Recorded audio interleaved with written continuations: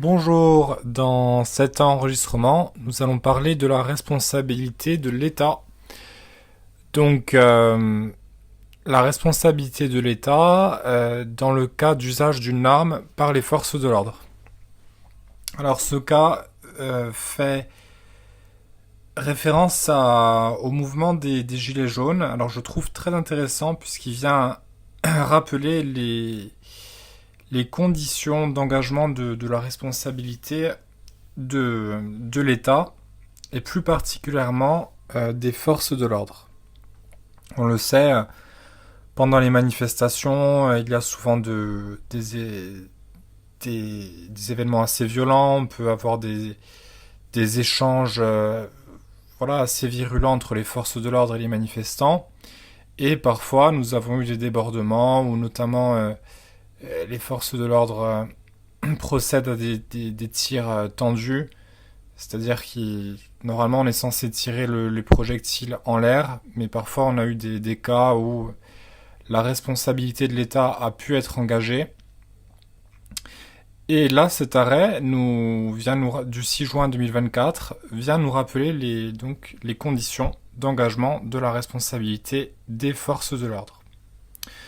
Alors, en l'espèce, il s'agissait donc durant le mouvement des Gilets jaunes, c'était le 12 janvier 2019 à Paris, une personne tiers à une manifestation.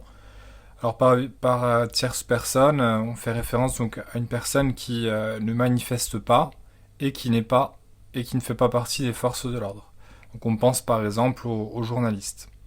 Donc cette personne qui n'était même pas un journaliste professionnel, puisqu'elle faisait pour son propre compte, en fin de compte, prenait des photos à titre personnel, eh bien, va être blessée par les tirs d'un membre des forces de l'ordre. En l'espèce, il s'agissait d'une grenade lacrymogène de type MP7.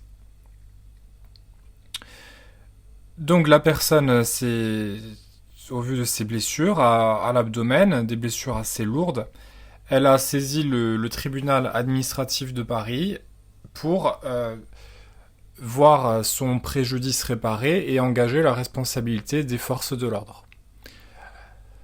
Alors, ici, le problème de droit, tout repose sur la qualification de l'arme. Est-ce que c'est une arme qui présente un danger exceptionnel ? Vous verrez que c'est vraiment la clé de ce problème, puisque si l'arme présente un danger exceptionnel, eh bien là, fort logiquement, on va venir rendre la responsabilité de l'État plus aisée. Il sera plus aisé d'engager la responsabilité de l'État au vu des risques de l'utilisation de ces armes. Je m'explique. Si nous parlons d'une arme qui présente un danger exceptionnel, une faute simple à l'égard des personnes présentes à la manifestation ou une responsabilité sans faute sera mise en place. C'est-à-dire qu'il suffit, avec ces armes-là, qui présentent un danger exceptionnel, donc qui dit danger exceptionnel dit une protection renforcée des potentielles victimes de ces tirs, c'est un peu la compensation. Plus l'arme est dangereuse, plus la responsabilité est simple à engager, puisque là on parle peut-être de vie ou de mort, donc il faut venir encadrer ce processus-là. Donc pour les manifestants, à l'égard des manifestants, une faute simple. Donc concrètement, voilà,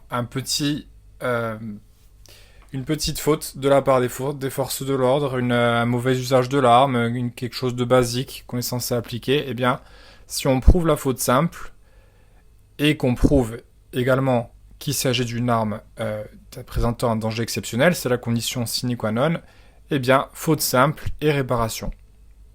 Ça, c'est pour à l'égard des manifestants. Si nous sommes une tierce personne, là, on va encore plus loin, puisqu'il s'agit d'une responsabilité sans faute. Là encore, c'est justifié par le fait que voilà, vous avez rien demandé, vous êtes une tierce personne, il y a une arme qui présente un danger exceptionnel, vous vous faites tirer dessus, ben là, on n'a même pas approuvé de faute, vous vous faites indemniser et vous pouvez prétendre donc à une réparation et à la responsabilité des forces de l'ordre. Donc en l'espèce, cette personne-là qui s'est fait tirer dans l'abdomen doit prouver pour pouvoir se faire indemniser que les grenades lacrymogènes de type MP7 constituent des armes d'un danger exceptionnel. Ainsi, je vous laisse deviner de quelle responsabilité il s'agira si la personne arrive à prouver cela. Il s'agira d'une responsabilité sans faute, puisque c'est une tierce personne à la manifestation, elle prenait des photos, elle ne manifestait pas elle-même. Donc, le problème de droit tourne autour de cela. Est-ce que les grenades de type MP7 constituent donc des armes présentant un danger exceptionnel? Alors, le Conseil d'État nous répond de cette manière-là. Une grenade lacrymogène de type MP7 constitue une munition de rétablissement de l'ordre dite de force intermédiaire, qui sont destinées à émettre un nuage de lacrymogène important, dense et persistant dans l'air, afin donc de disperser les manifestants. Et le Conseil nous dit ce type d'arme ne constitue pas ou ne présente pas un tel danger exceptionnel qui engendrerait la responsabilité de l'administration pour faute simple à l'égard des manifestants ou sans faute à l'égard des tierces personnes. Donc, vous le voyez, le Conseil d'État confirme ici la décision du tribunal administratif en disant que, voilà, concrètement, nous ne sommes pas en présence d'une arme qui présente un danger exceptionnel. De ce fait, ni la faute simple, ni la responsabilité sans faute, ce qui nous intéresse en l'espèce, de la tierce personne ne peut être engagée.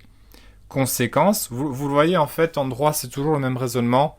On part des faits et on vient en fait trouver le régime juridique. En fonction de ce régime juridique, on applique les règles qui en découlent.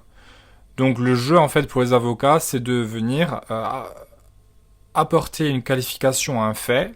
Voilà, on dit là, l'arme lacrymogène, c'est une arme qui prend un danger exceptionnel. De ce fait, responsabilité sans faute ou faute simple.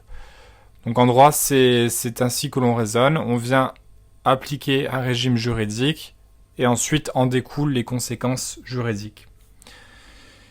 Donc là, en l'espèce, le Conseil d'État refuse la qualification d'arme qui présente un danger exceptionnel. Conséquence, on le sait, la responsabilité de l'État ne peut être que engagée si on arrive à prouver une faute lourde.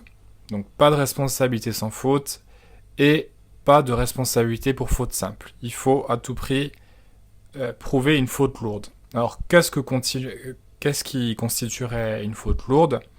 On pense par exemple à un tir tendu.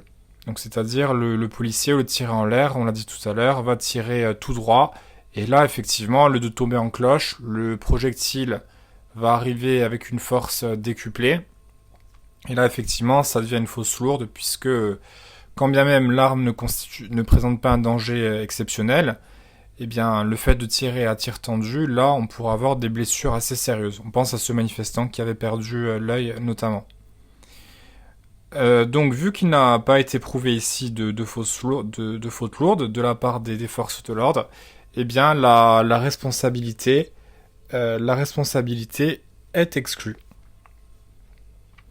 D'ailleurs, le Conseil d'État vient nous rappeler que la personne tierce qui a été blessée, en l'espèce, la victime, était dans une situation d'imprudence. C'est-à-dire que les forces de l'ordre, qui, on le rappelle, n'a pas commis une faute lourde, c'est-à-dire qu'elle a fait tout dans les règles de l'art, en fait. Elle a procédé aux sommations réglementaires. Vous savez, quand on compte 1, 2, 3, nous allons faire usage de la force.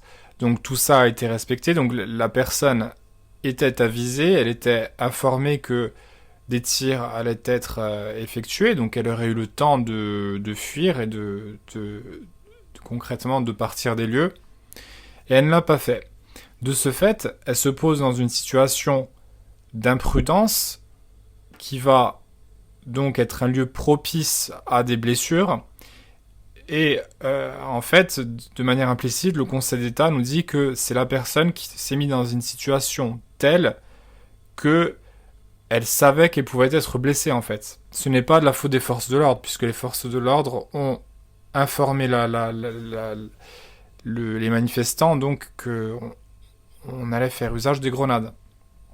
Et là, la personne, visiblement, n'en a fait qu'à sa tête, elle est quand même restée là, donc c'est facile ensuite de venir imputer une faute donc aux forces de l'ordre. Donc l'imprudence va être une cause exonératoire de responsabilité de l'État. L'État va être exonéré de sa responsabilité du fait de cette imprudence. Donc un arrêt assez intéressant, assez simple, assez limpide en fin de compte, très simple. On doit qualifier l'arme et ensuite en découle un régime juridique. Soit l'arme est dangereuse et présente un risque très important et potentiellement très dangereux, et là, faute simple ou responsabilité sans faute, ça dépend si on est un manifestant ou un tiers, et si l'arme n'est pas en soi potentiellement très dangereux, et bien là, il faut montrer une faute lourde. La faute lourde ici n'est pas prouvée. De plus, la personne s'est mise dans une situation d'imprudence, ce qui va encore s'ajouter à ce dossier. Donc non seulement l'État n'a pas commis de faute lourde, mais en plus, l'État se doit d'être exonéré du fait de l'imprudence du manifestant, du journaliste, enfin du journaliste privé, puisque les photos, on l'a dit, étaient pour son propre compte.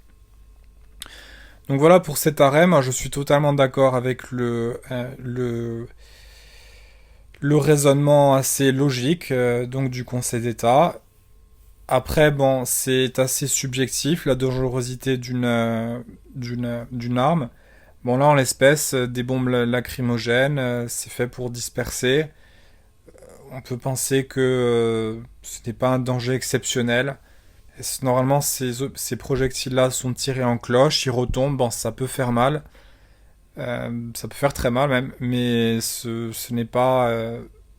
normalement, ça ne peut pas causer la mort ou créer des blessures extrêmement graves, sauf si on utilise mal l'arme et là, par exemple, on fait un tir tendu. Là, effectivement, l'arme en soi n'est pas dangereuse, le projectile n'est pas dangereux, mais tout dépend de l'orientation de l'arme. Donc voilà pour cet arrêt donc, du Conseil d'État en date du 31 mai 2024. N'hésitez pas à commenter ou à donner votre opinion sur ce que vous pensez de cet arrêt, et moi je vous retrouve dans d'autres enregistrements. Je vous dis à bientôt, au revoir.